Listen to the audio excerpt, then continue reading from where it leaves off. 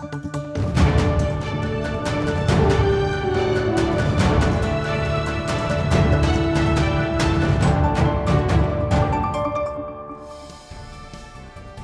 warga Jakarta, bersama saya Dina Marcelina.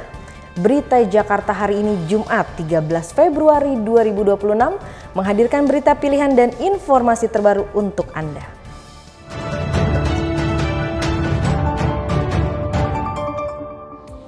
Warga Jakarta, sebelum kita ke berita utama berita Jakarta hari ini, dari meja redaksi telah kami siapkan 3 berita pilihan dari website beritajakarta.id berikut ini.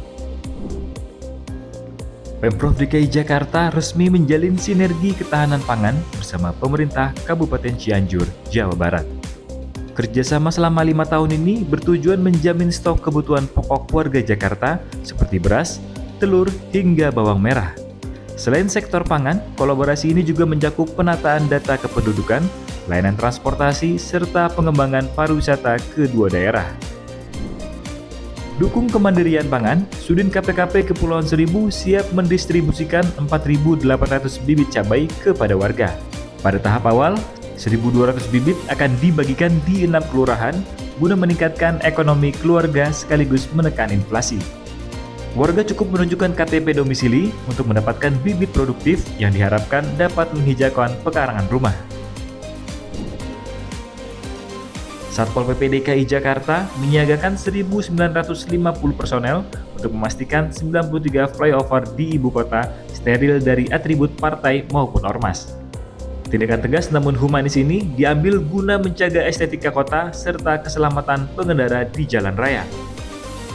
Selain jalan layang, kawasan Sudirman Tamrin dan Monas juga ditetapkan sebagai area terlarang bagi pemasangan atribut dan spanduk. Informasi selengkapnya warga Jakarta bisa langsung kunjungi website beritajakarta.id, website berita resmi pemerintah Provinsi DKI Jakarta.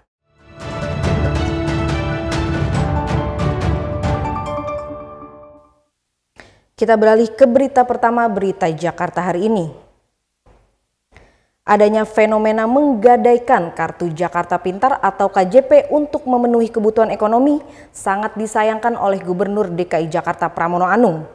Pemerintah Provinsi DKI Jakarta akan menindak secara tegas dan berkoordinasi dengan Dinas Pendidikan agar fenomena ini tidak terjadi lagi. Fenomena menggadaikan Kartu Jakarta Pintar atau KJP terjadi di antara para penerima manfaat. Alasan kebutuhan ekonomi menjadi pemicu utama praktik ini semakin marak. Menyikapi hal tersebut, Gubernur DKI Jakarta Pramono Anung menegaskan bahwa KJP tidak boleh disalahgunakan, apalagi untuk digadai. Menurutnya, KJP merupakan program mendasar yang ditujukan untuk memutus rantai kemiskinan melalui akses pendidikan bagi masyarakat lapis bawah. Penyalahgunaan fungsi kartu tersebut dinilai dapat menghambat tujuan utama pemerintah dalam meningkatkan taraf hidup warga ibu kota. Oleh karena itu, Pramono akan segera memanggil Dinas Pendidikan untuk melakukan pengawasan ketat serta mencari solusi agar kartu bantuan tersebut tetap digunakan sesuai peruntukannya. Khusus untuk KJP, segera saya akan koordinasi dengan Dinas Pendidikan untuk tidak digadaikan.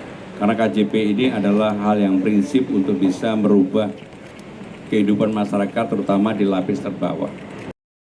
Pramono menyebut intervensi kebijakan seperti KJP, Kartu Jakarta Mahasiswa Unggul, hingga program pemutihan ijazah telah memberikan dampak positif bagi statistik sosial Jakarta.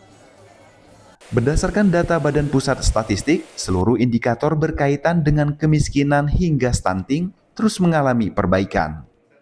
Pertumbuhan ekonomi Jakarta pun tercatat menguat sebesar 5,21%. Angka ini berada di atas pertumbuhan ekonomi nasional yang berada pada posisi 5,11%. Pemprov DKI berharap tren positif ekonomi ini dapat dirasakan oleh seluruh lapisan masyarakat tanpa harus mengorbankan dana pendidikan anak. Tim Berita Jakarta melaporkan. Kita beralih ke berita selanjutnya. Pemerintah Provinsi DKI Jakarta membuka peluang bagi dunia usaha untuk ikut terlibat dalam pembangunan ruang publik.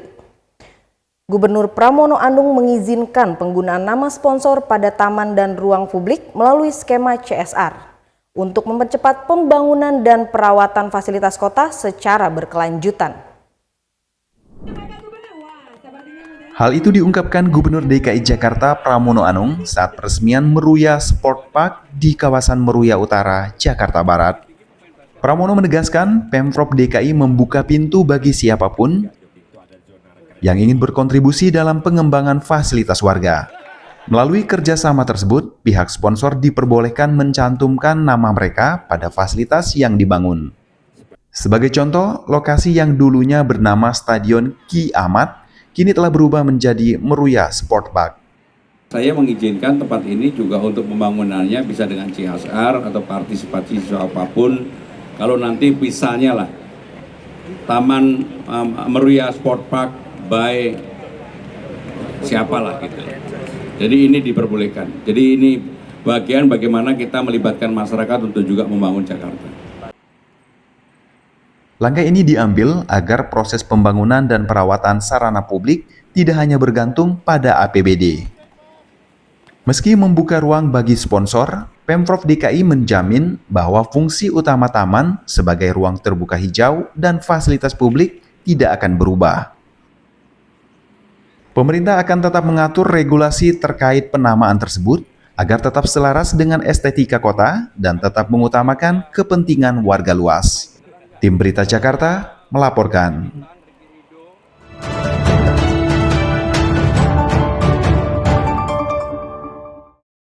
Kita ke segmen Info Jakarta.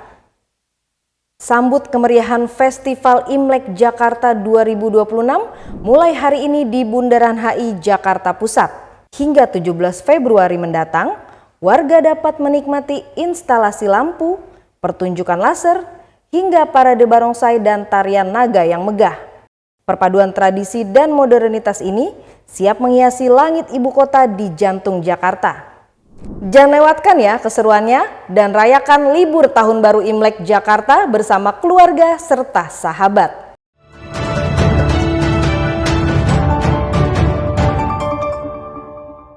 Untuk melakukan aktivitas esok hari, warga Jakarta bisa melihat langsung perakiran cuaca yang dirilis BMKG berikut ini.